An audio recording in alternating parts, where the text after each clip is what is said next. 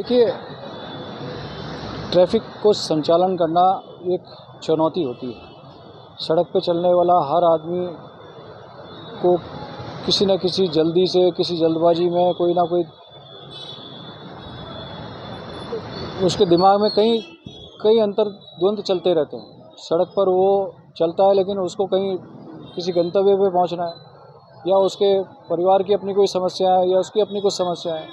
तो वो कई समस्याओं से चलता हुआ, ट्रैफ़िक के दबाव से निकलता हुआ उसको अपने घर पहुँचना है, अपने काम के स्थल पर पहुँचना है या कहीं और पहुँचना है। तो उस दबाव में वो रहता भी है, लेकिन साथ-साथ उसको ट्रैफ़िक के नियम का पालन भी करना है। हमने आज जवानों से यही बात की है कि हमें ट्रैफ़िक की व्यवस्था को चलाना है, संचालित करना है, सुचारू करना है, तो हमें हमारा धैर्य और हमारा व्यवहार उतना ही संतुलित रखना पड़ेगा। सामने वाला यदि कोई असंतुलित भाषा में या अमर्यादित भाषा में बात करता है, तो पहले समझाइश से काम करना है। लेकिन यदि कोई लगातार समझाइश के बावजूद नियम कानून का उल्लंघन करता है, तो निश्चित रूप से हम उसके खिलाफ सख्त कार्रवाई भी करेंगे।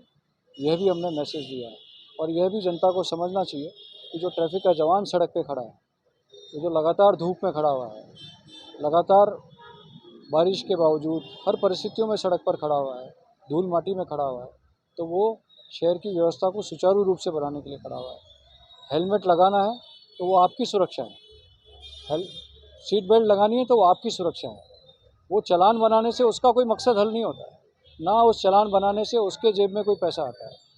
वो जो भी पैसा आता है चालान बनाने से, वो राजकोष में जाता है। तो जनता को भी उतनी ही ज़िम्मेदारी से काम लेना होगा, लेकिन उससे कहीं ज़्यादा ज़िम्मेदारी हमारे ट्रैफ़िक के जवान की है कि उसको उस नियम को लागू भी करना है, और उतनी ही संतुलित भाषा में, उतने ही व्यवहार और मर्यादित भाषा में काम भी करना है।